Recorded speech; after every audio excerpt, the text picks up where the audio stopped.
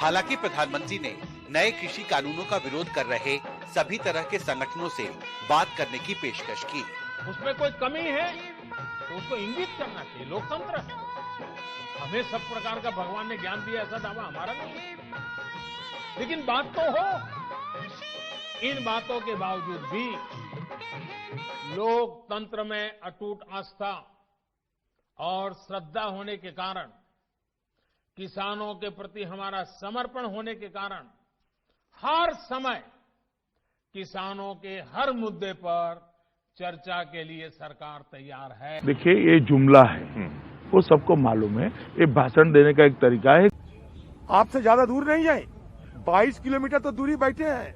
आप कच्छ चले जाते हो, आप मध्य प्रदेश किसानों से बात कर सकते हो, लेकिन यहाँ से 22 किलोमीटर दूर में, जहाँ खुले आसमान की तले महीनों भर 30 जान गंवाने का बाद भी किसान बैठे हैं, पार्लियामेंट स्पेशल सेशन बुला के खुल्लम खुल्ला चर्चा हो जाए।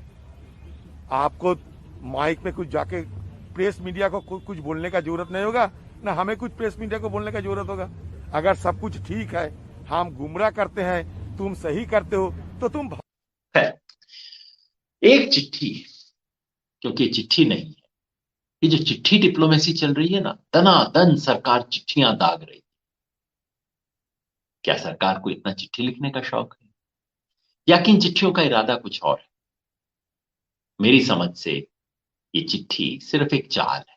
और चाल क्या है? गेंद किसान के पाले में रहे, हमारी तरफ बॉल नहीं आए, जैसे ही बॉल आए दिमाग से उस तरफ कर।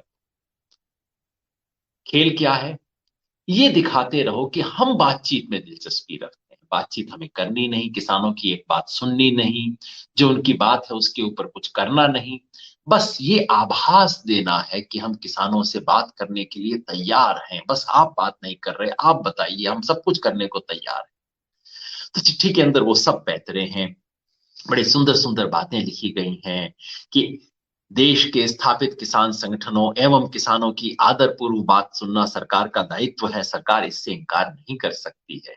अरे अगर आप यही मानते होते तो किसानों के ऊपर आंसू गैस चलाते, उनके ऊपर ये सब करते।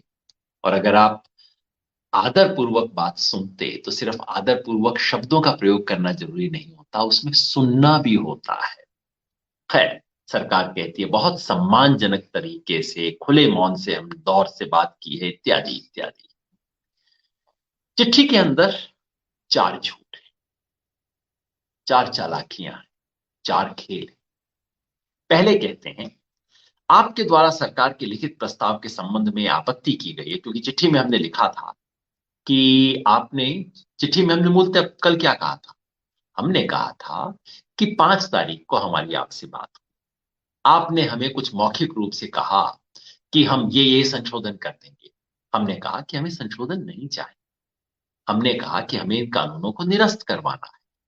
तो आपने कहा अच्छा निरस्त करवाना है, फिर तो हमें ऊपर जाना पड़ेगा, ऊपर बात करनी पड़ेगी। हमने कहा आप बात कर लीजिए और आप हमें लिखित रूप में बताइए।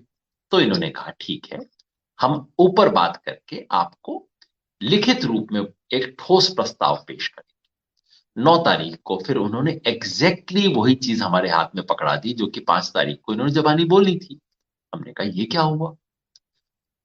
और कल की चिट्ठी में हमने ये बताने के बाद कि आपने तो खाली दोहराया है, कोई नई बात तो आपने कही नहीं, उसका जिक्र भी नहीं है इस चिट्ठी के अंदर। ये बात कि दरअसल सिर्फ दोहरा रहे हैं, आप कोई नया प्रपोजल नहीं दे रहे, उसके ऊपर कोई जवाब नहीं है, कोई जिक्र तक नहीं है। हमने कहा कि अब आप कोई ठोस प्रस्ताव लेके आइए, लिखित में ठोस प्रस्ताव लेके आइए, हम बात करेंगे। उसका जिक्र भी नहीं है। जो हमारी चिट्ठी का सबसे महत्वपूर्ण ऑपरेशनल पंक्ति थी कि सरकार अगर अपनी तरफ से पुराने संशोधनों के बेकार प्रस्तावों को दोहराने की बजाय अगर कोई नया लिखित प्रस्ताव लेकर आती है तो हम उस पर बातचीत करने को एकदम तैयार हैं। सरकार पलट के उसका जिक्र भी नहीं करती है, उसका कोई। इस वीडियो के सामने आने के बाद सवाल तो बनता ही है, अगर हम करें तो करें क्या, बोले तो बोले क्या? झूठ बोलो, बार बार झूठ बोलो, जो भी बोल सकते हैं सब झूठ बोलो, जहां भी बोल सकते हैं झूठ बोलो, जितनी बार बोल सकते हैं झूठ बोलो, झूठ बोलो, झूठ बोलो।